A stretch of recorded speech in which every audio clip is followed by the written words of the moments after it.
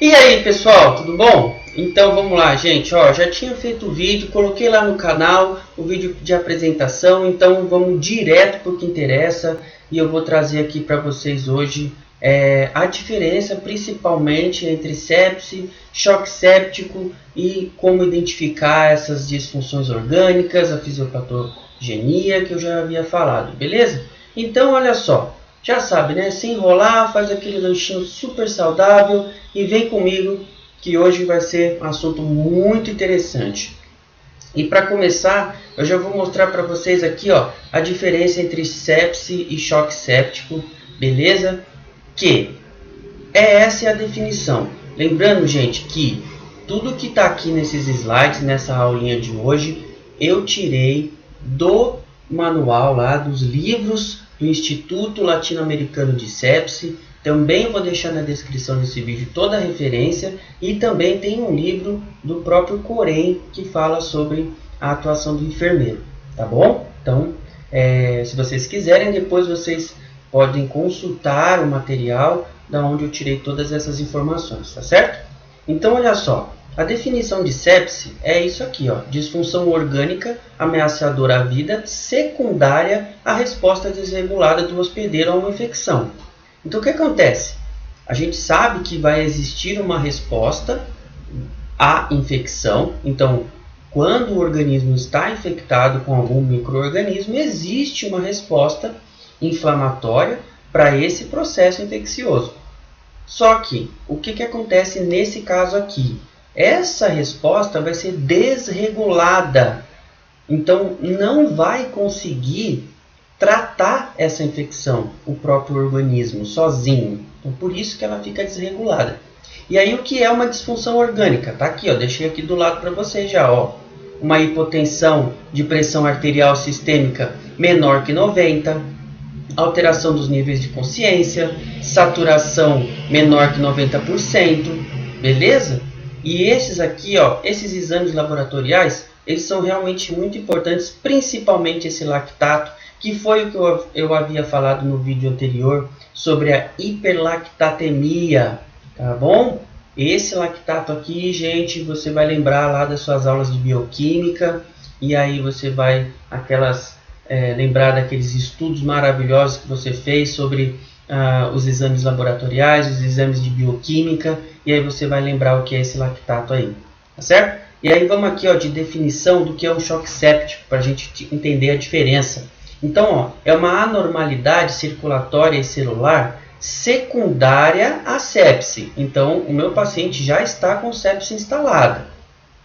Só que qual que é a diferença aqui? É que eu preciso ter uma hipotensão com necessidade de medicação vasopressora após a reposição volêmica.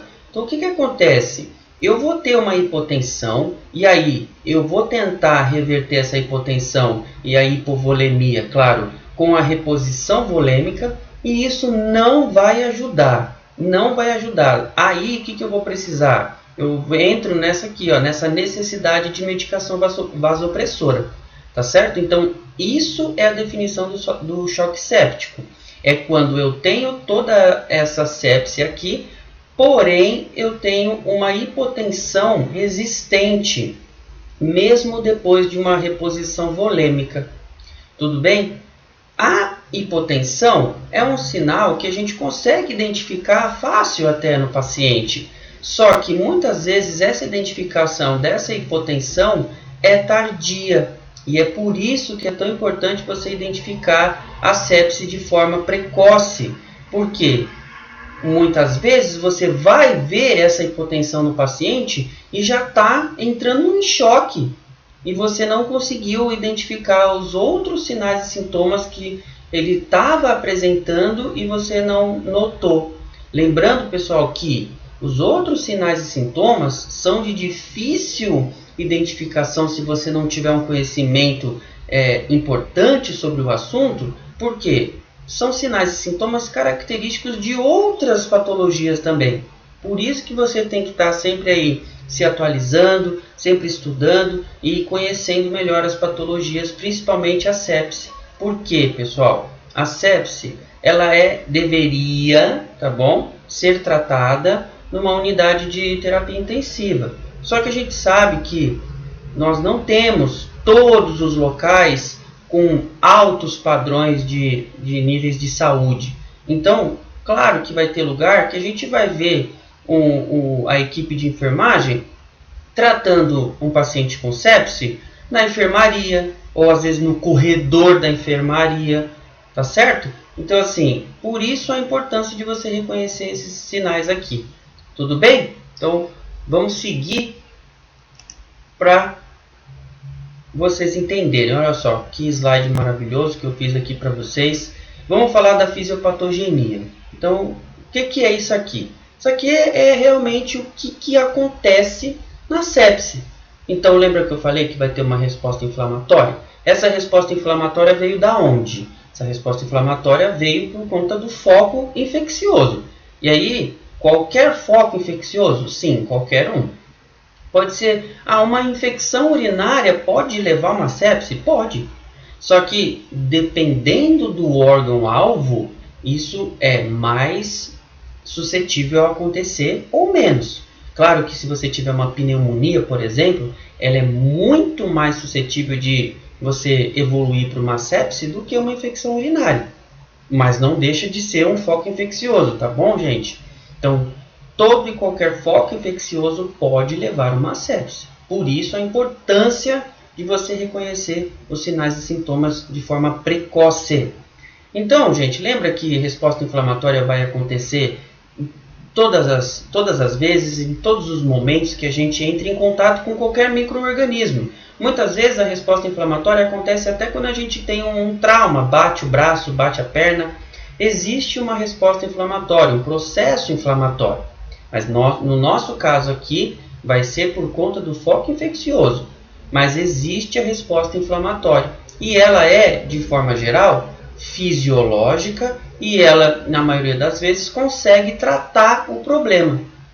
A questão aqui é que ela não vai conseguir. Por isso a definição lá de sepse. É uma resposta inflamatória que não conseguiu tratar o foco infeccioso. Então ela é desregulada, certo? E aí, nesse momento de processo inflamatório, a gente vai... Eu tenho outros vídeos aqui também, pessoal, no canal. Você dá uma olhadinha lá sobre inflamação. Vocês vão lembrar que temos aí o processo de quimiotaxia, de recrutamento de leucócitos. Tudo isso para quê? Para cessar aquele foco infeccioso. Só que nesse caso não vai conseguir. E aí eu vou ter alterações nesses 3 momentos aqui, ó. Alterações celulares, de microcirculação e de circulação sistêmica. Um dos mais importantes aqui é o de alterações celulares. Porque a gente vai ter alterações celulares e depois a gente vai entrar nisso aqui, ó. Apoptose, quem não lembra aí, é quando eu eu induzo a minha célula à morte celular, certo? E eu tenho esse outro aqui, ó, que é hipóxia citopática. Isso aqui, gente, é quando a minha mitocôndria ela para de usar o oxigênio para fazer o metabolismo. E aí é onde entra a importância do meu lactato. Vamos lembrar um pouquinho lá. Toda vez que a minha célula ela tem uma alteração no equilíbrio entre oferta e consumo de oxigênio, eu tenho que as minhas células vão começar a fazer um processo metabólico chamado de anaeróbico e o resultado, o produto desse metabolismo é o lactato. Então, nesse momento aqui, é a importância de você fazer uma gasometria arterial, porque se você tem uma hipóxia, você vai ter essa desregulação aí nos níveis de oxigênio dentro do vaso sanguíneo, e você também vai ter aí a presença já do lactato. Por isso aquele nomezinho esquisito que eu tinha comentado, de hiperlactatemia. Então eu tenho aí a presença aumentada do lactato. E isso mostra para mim que o meu paciente está fazendo metabolismo anaeróbico, que está faltando oxigênio para ele. Tá bom? Então isso é muito importante você saber. O lactato ele é como se fosse um marcador no mesmo nível de marcadores cardíacos para questão do infarto e de lesões no miocárdio, tá bom? Isso é a importância do lactato.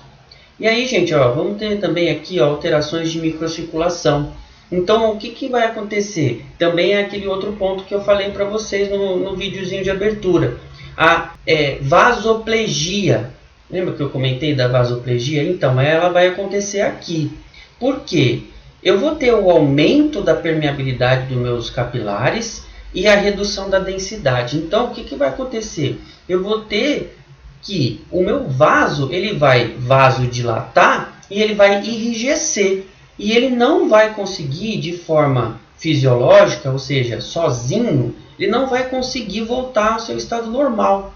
E quando eu aumento a permeabilidade, o meu volume que estava dentro do meu vaso vai para dentro do interstício. Por isso o edema intersticial aqui, certo? Se eu tenho esse extravasamento de volume, eu vou aqui, ó, apresentar hipovolemia. Por isso eu faço reposição volêmica, certo? Só que eu não vou conseguir fazer com que a pressão volte ao seu estado normal. Por quê? Porque os meus vasos estão literalmente paralisados. Então, mesmo eu aumentando o volume, eu continuo com hipotensão. E esse é o ponto grave da nossa patologia aqui. É eu ter essa hipotensão resistente mesmo depois de uma reposição volêmica. E aí a gente entra no estado do choque séptico, porque a gente não está conseguindo reverter essa hipotensão. Por isso eu venho aqui toda hora falar para vocês que reconhecer esses sinais e sintomas de forma precoce vai te dar grandes vantagens para que você possa reverter o quadro clínico e não deixar chegar nessa situação de choque séptico, onde você vai precisar usar aí medicações vasopressoras para tentar reverter o quadro. Certo, pessoal? Então, eu vou ter também o que? Heterogeneidade de fluxo, quer dizer o quê? Que eu vou ter fluxos totalmente alternados aí, todos desregulados, tá bom? Depressão miocárdica, por quê? Porque eu vou alterar o volume de fluxo sanguíneo e volume de líquido dentro do meu corpo, e isso vai alterar o meu débito cardíaco. Por isso que, muitas vezes, a taquicardia ela não é um dos critérios para você considerar a sepse. Por conta do débito cardíaco, ele pode estar alterado por outros motivos, tá bom? Mas a fisiopatogenia está toda aqui. Então, se você conseguir identificar esses principais pontos, já é um grande avanço para você conseguir identificar a situação de sepse de forma precoce e conseguir aí, às vezes, até salvar o seu paciente. Para o nosso último slide, que depois que você reconheceu todos os sintomas, os sinais ali, agora você está já capacitado aqui para conseguir cuidar do seu paciente de forma melhor, com mais qualidade. Então, eu coloquei aqui um quadrinho pequenininho, sobre os critérios que eu acabei de falar, tá bom? Por quê? Porque esses critérios aqui, gente, eles não são levados em conta quando você vai estabelecer a sepse, né? Quando você vai identificar a sepse, eles não são levados em conta. Nem o Instituto Latino-Americano de Sepse entende isso dessa forma. Mas é importante que você tenha eles como critérios para a gravidade da sepse. Beleza, gente? Então, olha lá. O que é que vai acontecer agora? Qual é a abordagem que a enfermagem vai ter? Então, eu tenho um foco infeccioso suspeito. Então, se sim, eu vou agora pensar, além desse foco infeccioso, o meu paciente também apresenta 2 critérios da síndrome de resposta inflamatória. Então, lembra que eu falei que a taquicardia às vezes não entra? Então, dependendo da instituição, o protocolo não prevê a taquicardia como critério. Tá bom? Então, olha lá. Meu paciente apresenta 2 critérios da síndrome de resposta inflamatória, aí tanto faz, tá bom? Uma disfunção orgânica. a disfunção orgânica que eu mostrei para vocês lá no começo.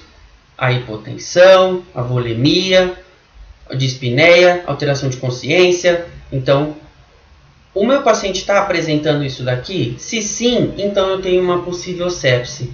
E se eu tenho uma possível sepse, e aí você, meu querido enfermeiro, você vai fazer aqui os seus protocolos de acionar a equipe médica, você vai iniciar o protocolo de tratamento precoce e você vai fazer um acesso venoso periférico calibroso, porque você vai precisar aumentar a volemia desse paciente, tá certo? Então, não esquecer que a equipe toda precisa participar desse momento, porque é uma situação grave, é risco, alto risco para o paciente ir a óbito. Então você, como enfermeiro, vai ter essa obrigação aqui, essa importante função de reconhecer esses critérios e reconhecer a sepse. Por quê, gente? Porque o paciente, geralmente, no leito, quem está lá com ele toda hora, 24 horas por dia, é a equipe de enfermagem. Pode ser o técnico, pode ser o enfermeiro, mas é a gente que vai estar lá quase todo o tempo com ele. Então, reconhecer isso, entender, saber, conhecer esses critérios aqui e poder ter a segurança de conseguir identificar no seu paciente esses critérios é de grande importância e muito valor na hora de você conseguir cuidar do seu paciente e, quem sabe, conseguir reverter o processo. Tá bom, gente? Então é isso aqui que eu queria falar de sepse para vocês. Eu acho que tem bastante coisa ainda, né? Tem muito mais coisa, na verdade, para falar para vocês.